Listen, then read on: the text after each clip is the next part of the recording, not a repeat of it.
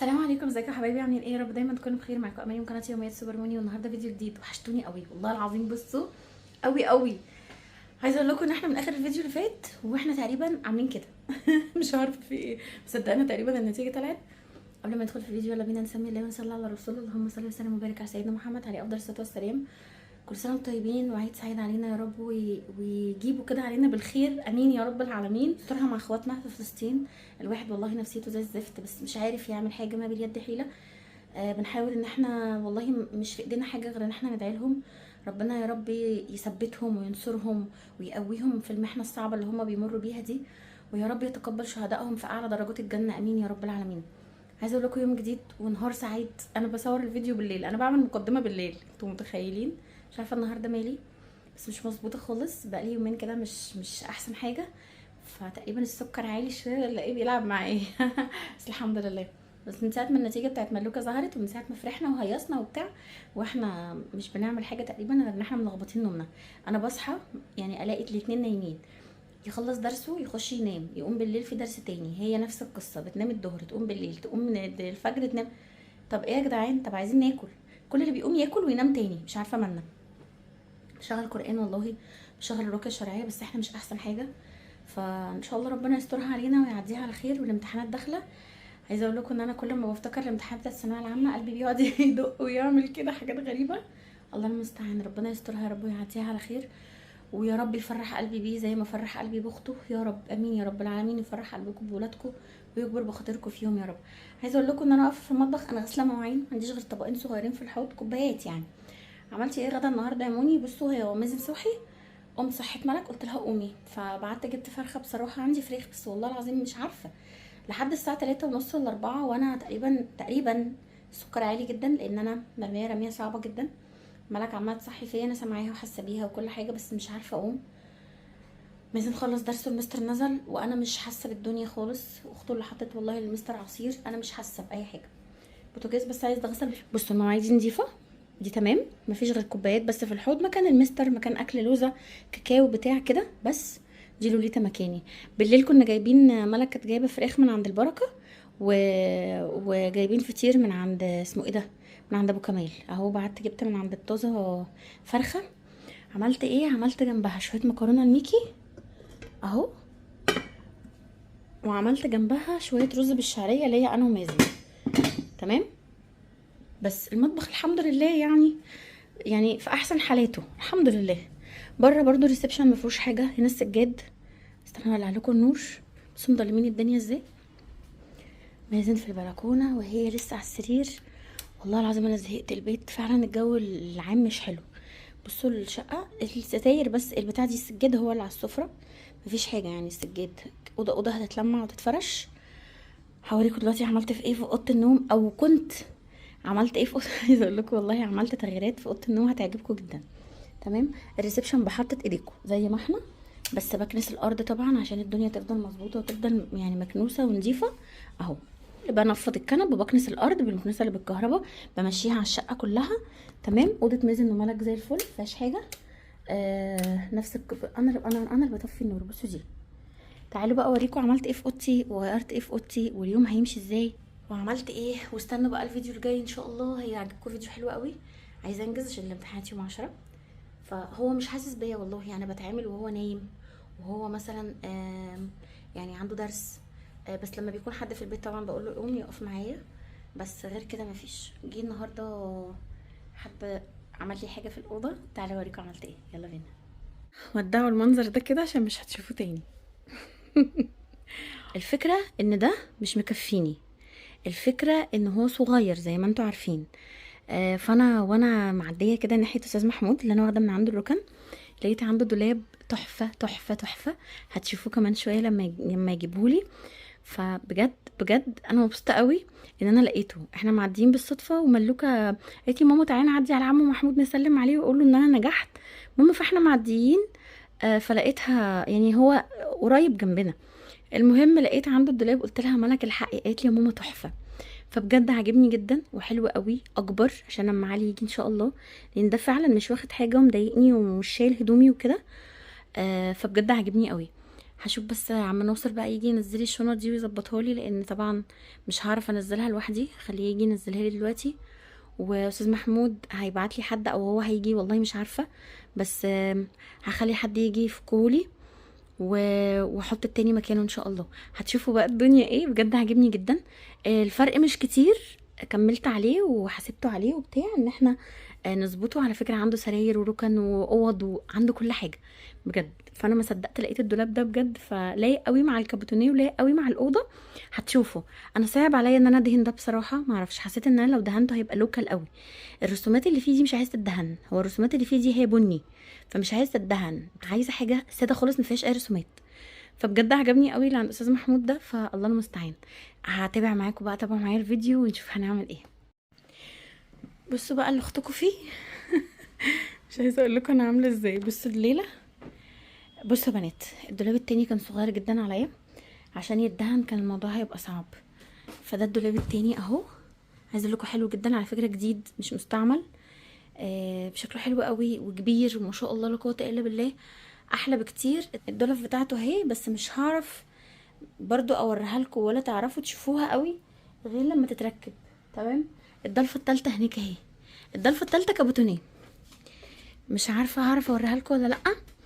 كده كده مستنيه ان شاء الله. بصوا الشنط وبصوا الحاجه، يا لهوي، وهدومي على السرير، مش عارفه هنام فين. بصوا الضلفه التالتة انا عايزه اوريها لكم، بس استنوا اهو كابوتونيه. فانا هجيب السيلفر اللي هو زي اللي في السرير، وهعمله في الدور في العرض ده. هوريكم الدنيا ايه، يا اما هسيبه زي ما هو كده، هو شكله حلو مش وحش، بس حاسه ان هو سيلفر لايق، الدنيا حلوه.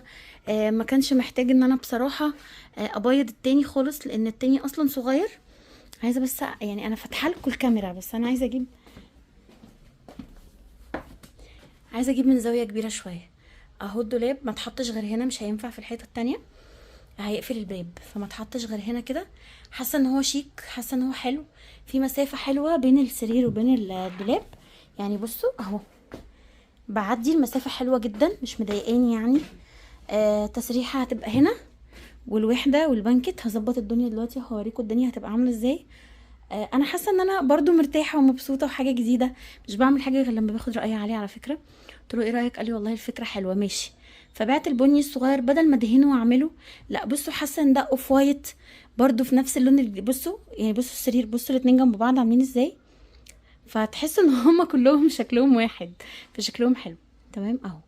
هظبط بقى الدنيا وارجع لكم تاني واوريكم برضو اخر نظام ليا ايه. بصوا يا بنات، كده خلصت الاوضه خلاص الحمد لله، بس فاضل حاجات بسيطه. بصوا حطيت البانكت هنا، تمام، وحطيت التسريحه هنا اهي. بصوا اهو، مش عارفه عايزه اولع لكم البتاع اهو. حطيت التسريحه هنا وحطيت البانكت هنا، طبعا الحته اللي فاضيه جوه اللي فيها الميزان دي عشان التسريحه تفتح. حطيت بقى الوحده هنا اهي، تمام. مع اني يعني مش عارفه، بفكر ان انا اشيل السلم بقى من هناك، لان انا باسكت الغسيل بتاعي كده ملوش مكان، فممكن احطه في الحمام عادي يعني. حطيت كده الوحده، وحطيت الكومود جنبها اللي عليها الاباجوره، وفوق هنا اهي، وده السرير تمام في مكانه ما شلتهوش. وهنا الكومود التاني نقلت الشاشه بقى هناك اهي فوق الواحد. طبعا كل دي هدوم اللي هي التعليق، ما لسه مركبتش الماسوره، ما لقيتش حد يقصها لي. بصوا حطها فين اهي، السيلفر دي يا دوب هتجيب الحتتين القطعتين بالظبط. بصوا بقى، وسبحان الله طلعت سيلفر برضو. علقت كده الرفوف دي بالدبل فيس، علقتها ورا فوق السرير اهي، ادت برضو منظر كده. انا عايزه افتح لكم الكاميرا الكبيره اهو. بصوا بنات المنظر اهو، الوحده هنا والسلم الناحيه التانية والاتنين كومود، وهنا اهي التسريحه والبانكت. بصوا والله اللون الابيض فعلا يعني فرق تمام. والشاشه زي ما وريتكم هنا بقى. عايزه اقول لكم كاني عامله دريسنج روم. بصوا الدولاب ما شاء الله كبير، انا بس ما حطيتش غير الدور اللي فوق، ما قدرتش ارفع الشنط بصراحه، وما ينفعش ارفعها لانه لسه الدولاب ما ركبتش. الدولاب بصوا بره هناك اهي، فبكره بس حد هيجي بقى يركبها لي. هشوف استاذ محمود قال لي هبعت لك حد، فهشوف الدنيا ايه، بعت لي حد يركبها لي عشان يعرف يظبطها. لو رفعت الشنط تقيله قوي، فهظبط الشنط البتاعه دي الضلف والدنيا تمام، واعلق الهدوم بتاعتي اللي جوه الدولاب، وبعد كده هرفع بقى الشنط فوق. تمام. بس فهي دوبك على الهدوم دي وعلى البتاع ده. قولوا ما هي انا مش مجمعه خالص، عايزه اقول لكم ان انا فعلا فصلت على الهدوم وعلى الشنط بس. يبقى انا خلصت، والاوض جوه خالصه، والريسبشن خالص، والمطبخ خالص، والدنيا زي الفل. بحطت ايديكو اخر مره الريسبشن.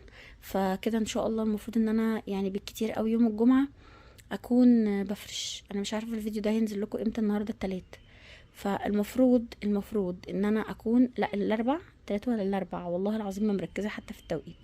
المفروض ان انا ان شاء الله يوم الجمعه اكون بلمع الشقه كلها يعني بمشي كده على الشقه كلها، بغير ملايات وبفرش، عشان خاطر مش العيد اكتر ما هو عشان خاطر امتحانات مازن، وهدي الدنيا واسكت. خلاص كده بس. الله المستعان. خليكم بقى معايا لحد ما تشوفوا الشكل النهائي ان شاء الله. بصوا، هو انا ما كنتش هنزل الفيديو ده لحد ما افرش الاوضه، بس انا حسيت ان هو كده حلو قوي. سيبكوا بقى من الشنط دي، لان الشنط هتتشال بقى كلها كده وتتظبط، واشيلهم فوق الدولاب. فمش عارفه، قولوا لي الدنيا ايه بالله عليكم. اهو بصوا السرير، الدولاب جنب البانكت. طبعا هجيب طقم سرير تاني، عايزه اجيب واحد على جري كده برضو عشان يليق. وانا عندي ابيض، عايزه اعمل طقم سرير يعني عايزه اعمل برضو طقمين سرير ولا حاجه. عايزه ابعت لمها ان شاء الله تعملهم لي. فبصوا كده الاوضه، حاسه ان هي بقت حلوه قوي واتغيرت كده. وسيبكم من السرير خالص يعني. بص الراجل اصلا لسه نازل كان بيعمل لي الدولاب، ومروقتش حاجه وما عملتش حاجه. انا قمت من النوم على تليفون استاذ محمود قال لي في حد جاي يعمل لك البتاع. فانا هشيل بقى طقم السرير وهظبط الدنيا وهفرش الارض. عايزه اعلق ماسوره ستاره هناك، عايزه اعلق ستاره هجيبها جري كده.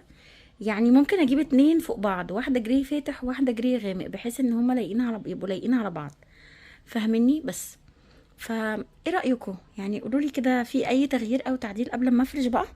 خلاص امتحاناتنا يوم 10، خلاص ما بقاش في وقت لاي دلع ولا لاي حاجه ولا لاي دوشه. فانا عايزه افرش بقى الاوض بكره ان شاء الله باذن الله. همسك الشقه كلها اوضه اوضه، المعها واغير ملاياتها وافرش، المعها واغير ملاياتها وافرش كده. فاهميني؟ وبعد كده نبقى نعمل جولة مع بعض في الشقة كلها قبل العيد. بفكركم ان شاء الله من بكرة صيام بإذن واحد أحد. عشان انا كمان هبدأ صيام ان شاء الله. ربنا يا رب يتقبل مننا بإذن الله. بس زي ما انتم شايفين كده، ما كنتش هنزل والله الفيديو، حاساه صغير كده وحاساه عبيط يعني، مش عارفة. لسه بقى هغير ملاية السرير واظبط الدنيا. اهو ايه رأيكم؟ هشيل بس دلوقتي الشنط، ربنا يقدرني ويعيني واعرف ارفعهم اشيلهم فوق. والله المستعان.